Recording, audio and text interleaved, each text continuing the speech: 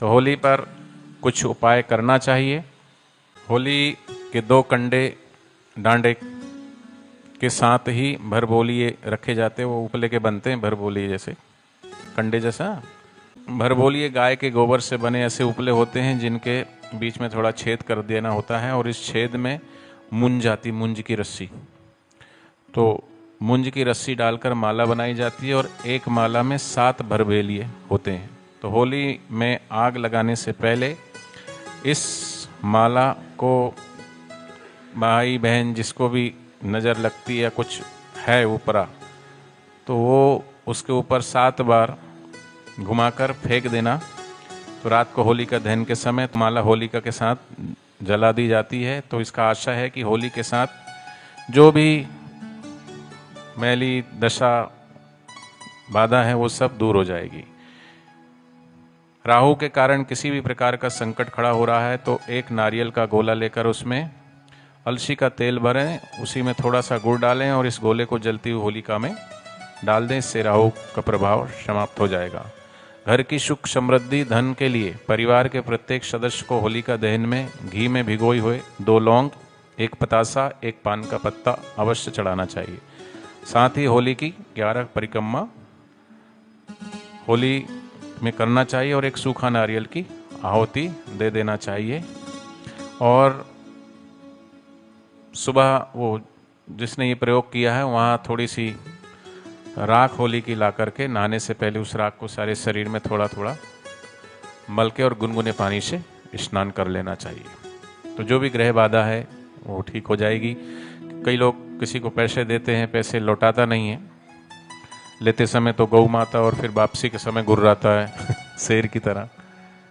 तो ऐसा व्यक्ति पैसे नहीं दे रहा है तो जहाँ होली जलने वाली है, पूजा होती है, तो उस समय अनार की लकड़ी से उस व्यक्ति का नाम लिखें जिससे आपको पैसे लेने हैं, और हरा गुलाल उस पर छिड़क दें थोड़ा, तो उसकी वृत्ति पलटेगी, आपका पैसा लौटाएगा।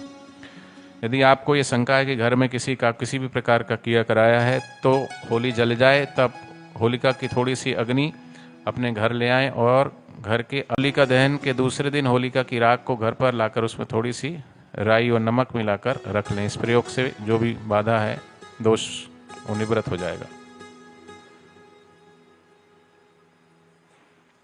यदि आपको कोई अज्ञात भय सताता रहता है तो होली के दिन एक सूखा जटा वाला नारियल, काले तिल व पीली सरसों एक साथ लेकर उसे 7 बार अपने सिर के ऊपर से वार के जलती हुई होली में डाल दें तो वो भय समाप्त हो जाएगा। और इन सब से बढ़िया उपाय एक ऐसा योग आया है, ये योग 2588 साल के बाद बन रहा है। ऐसा योग कई बीमारियां को दूर कर देगा। बता दूं है 2588 साल बाद एक ऐसा योग बन रहा है जिसका अचूक उपाय आपका जीवन बदल देगा। अगर आपके कारोबार में मंदी हो, काम पर या कहीं बाहर जाने का मन ना हो करता हो, बच्चे पढ़ ना रहे हो, एग्ज़ाम में उनके अच्छे नंबर नहीं आ रहे या कम आ रहे हो, सिर में दर्द होता हो, खाना खाने में मन ना लगता हो, रात को कई बार नींद खुलती हो, आंखें दर्द करती हो, आलस्य आता हो, सब बीमारियों का एक रामबाण इलाज है, जरूर आजमाएं। इलाज यह है कि होली की शाम को जब होली का दहन हो रहा हो तो अपने सिर के ऊपर से अपने मोबाइल को 7 बार घुमाएं।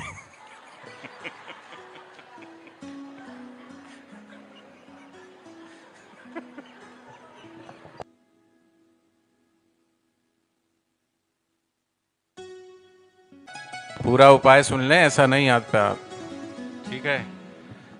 तो इलाज यह है कि होली की शाम को जब होली का दहन हो रहा हो तो अपने ऊपर से अपने मोबाइल को 7 बार घुमाएं और उसे होलिका वाले आग में फेंक कर चले आएं। पीछे मुड़कर बिल्कुल ना देखें। 1-2 दिन परेशानी होगी, जी मिचलाएगा, गुस्सा आएगा, लेकिन सारी बीमारियां से मुक्ति मिल जाएगी। आजमा कर देखें।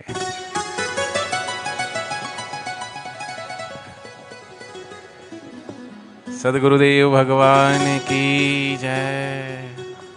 वो पहले वाले उपाय करोगे, ये वाला मैंने बताया, मुझे पता आप ये नहीं करोगे, हैं? चाहे कितनी भी तकलीफ उठाएंगे पर मोबाइल नहीं जलाएंगे, हैं? उपवास करते हैं तो उपवास में आजकल उपवास का थोड़ा देश काल परिस्थिति के हिसाब से थोड़ा सा परिवर्तन भी होना चाहिए। उपवास करें तो ये नहीं कि हमें सब्जी रोटी चावल या दूसरी चीज़ें नहीं खानी, उपवास का व्रत का ही खाना है, वो तो ठीक है, लेकिन ऐसा व्रत जिस दिन रखे उस दिन मोबाइल भी स्विच ऑफ करके रख दें। एक दिन मोबाइल का भी उपवास नहीं रह सकते कि नहीं, आदत है ये।